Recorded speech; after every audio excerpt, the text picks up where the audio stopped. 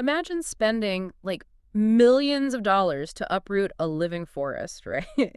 Transporting it into the center of a bustling metropolis, physically moving it inside a concrete building for one single night, Oh, yeah.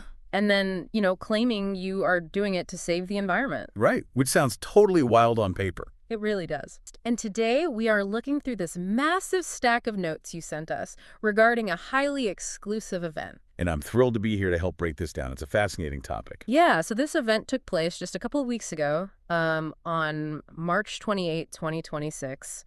It was the inaugural A Night in the Healing Forest fundraising gala. Exactly. And the venue was the Bangkok Kunsthalle, which, if you aren't familiar with it, is this very striking, deeply urban, brutalist architectural art space in Thailand. Very concrete, very industrial. Right. But on this specific night, the organizers turned the inside of this building into an actual living forest. Which is just a massive logistical flex, to be honest.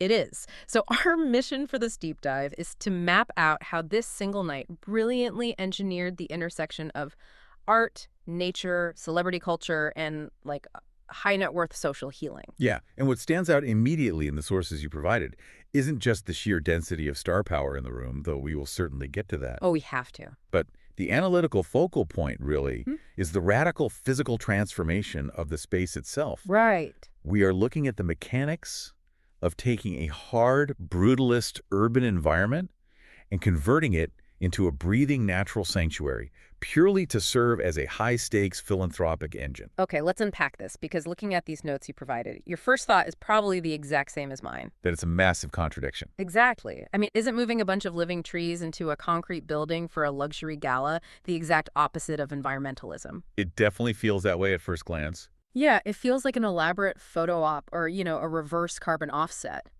Usually you buy an invisible credit for a tree halfway across the world to absolve your carbon footprint. Here, they uprooted actual nature for a party. It's an entirely rational suspicion, for sure. But what the organizers are actually doing here is, well, they're weaponizing proximity. Weaponizing proximity. Okay, what does that mean? So if those trees were just temporary props, you're right, it would be a purely aesthetic, empty gesture. But the crucial mechanism documented in your notes is the aftermath. The aftermath of the party. Right. Those living ecosystem elements were brought into the Kunsthalle for one night, and the very following morning they were permanently replanted at the Khao Yai Art Forest. Wait, really? The next morning? Yes. The gala wasn't a destination for these trees.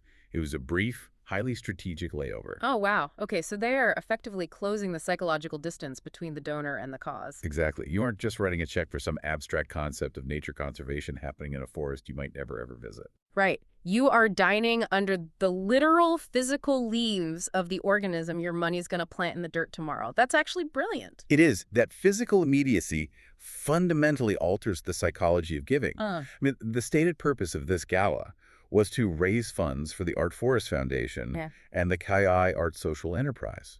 Which are organizations focused on cultural initiatives and ecosystem restoration, right? Yeah, they operate under a philosophy they call social healing. Social healing. Right. It's the idea that repairing our natural ecosystems and repairing our social and cultural fabric are essentially the exact same task.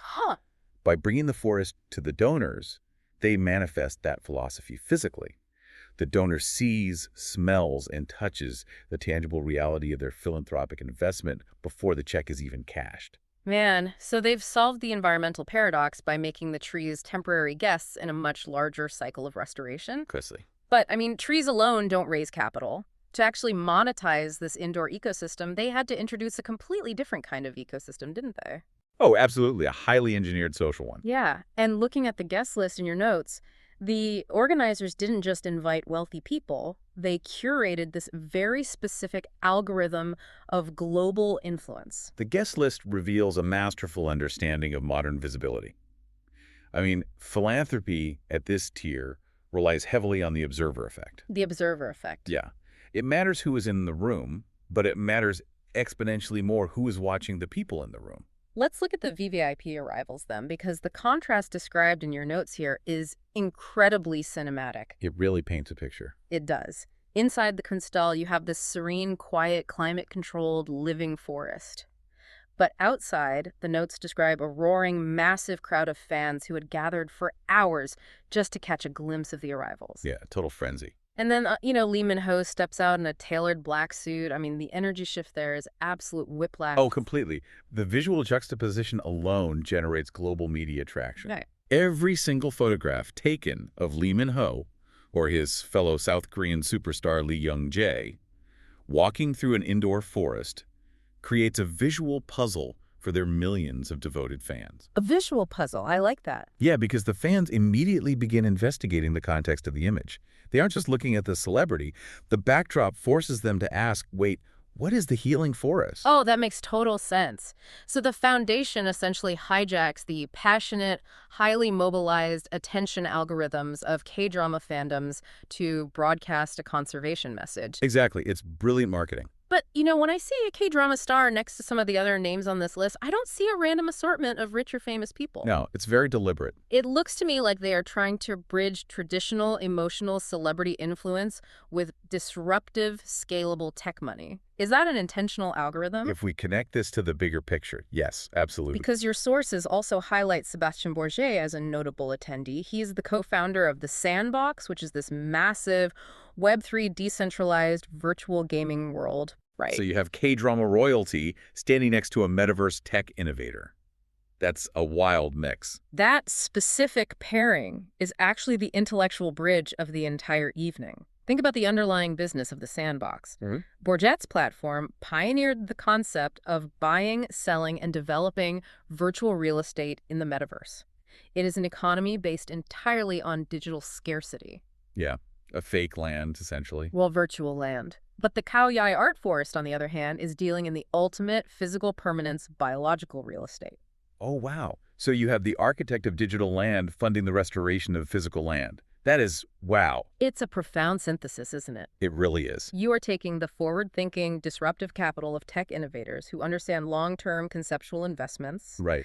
And you are placing them in a room with global entertainment titans who wield unprecedented emotional resonance. So the tech founders bring the scalable financial mechanics, and the actors bring the global gaze. Exactly. It creates a massive force multiplier for the foundation's message. It's like they built a real-world social network for one night, a highly curated physical algorithm designed to generate maximum impact for ecosystem restoration. That's a great way to put it. But that still leaves a missing piece of the puzzle, I think. How so? Well, you don't just put Lee Min-ho and the founder of The Sandbox in a room with some trees and expect the capital to extract itself. True. There has to be a mechanism to convert that combined social and technological energy into actual funding for the dirt in Khao Yai. Yeah, the conversion of that energy requires precise sensory manipulation. You have to guide the psychological state of the room very carefully to trigger competitive philanthropy. Here's where it gets really interesting, because the specific details of the evening laid out in your notes become fascinating here. Yeah, the sensory details are incredible. The founder of the event, philanthropist Marissa Cheravanant, didn't just plan a fancy dinner party. She engineered a multi-sensory state. Let's break down the sensory inputs. Okay, let's do it. First, you have the taste. The guests are served a forest-themed gala dinner crafted by Chef Pam of the highly acclaimed restaurant Potong, so the theme is immediately internalized. Right. And gastronomy at that level sets a baseline of exclusivity and comfort. But it's the auditory environment that truly shifts the psychological defenses of the attendees. Yeah, because layered over the dinner is a live musical performance by international soprano Sei Ali. Which is a very specific choice. Right. From a mechanical standpoint, why an operatic soprano? I imagine the acoustics of a soaring operatic voice echoing through living leaves inside a brutalist concrete space creates a very specific feeling. It does. It sounds designed to induce a sense of awe. And inducing awe is a highly effective, documented psychological tool in fundraising. Wait, really? It's documented? Oh, yeah. Awe diminishes the ego and increases a sense of communal bonding and connection to something larger than oneself. That makes so much sense. When you combine the visual spectacle of an indoor forest with the acoustic power of a soprano, you lower the psychological barriers of the guests. The room feels historic. It feels urgent. Wow. So they are using sensory manipulation to prime the room. And once the room is primed, they introduce the financial catalyst, the live auction. Yes, the climax of the evening. And they didn't just bring in anyone with a gavel. They brought in Simon DePury. Simon DePury is a legendary figure in the art auction world. Right. Placing him at the podium signals to every high-net-worth individual in the room that the stakes are extremely serious. His presence alone elevates the auction from a standard charity drive to a premium cultural event. And the items up for bid reflect that elevation, too. Your notes mention high-end pieces from C&D Che-O, the art jewel. Beautiful, incredibly valuable pieces. Which acts as the physical anchor for the bidding, right? You have all these abstract concepts floating around: social healing, ecosystem restoration, Web3 digital land. But to get someone to raise a paddle for millions of dollars in a temporary forest, you need to offer a tangible luxury asset in return. Exactly. The jewelry grounds the transaction. It provides a physical artifact of the philanthropic exchange. Right. But, the underlying architecture of this entire financial mechanic relies on institutional stability, which is why your sources highlight UOB as a major partner. Yeah, the bank. Having a major banking institution like UOB operating inside this temporary forest is the final piece of the machine. Yes. They aren't just there for branding. They are the infrastructure that allows massive amounts of capital to move seamlessly from the guests' portfolios to the foundation. They sanitize and facilitate the transfer of wealth. It's a perfect system. You have sensory manipulation opening the wallets, a legendary auctioneer creating the competitive pressure, world-class jewelry acting as the tangible asset, and a major bank ensuring the friction of the transaction is zero.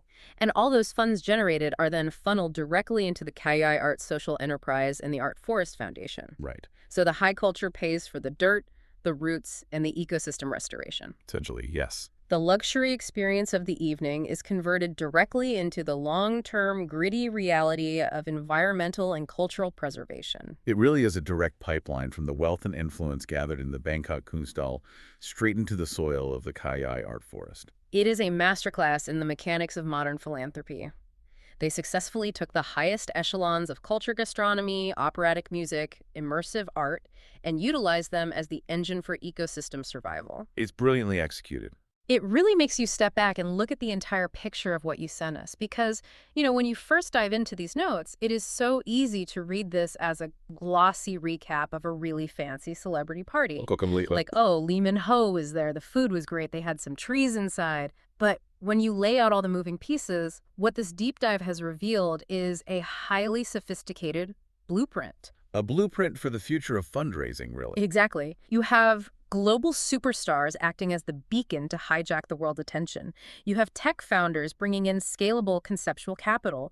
You have culinary artists and international sopranos inducing a psychological state of awe to lower emotional barriers. Right. You have a legendary auctioneer and a major bank turning that awe into competitive philanthropy.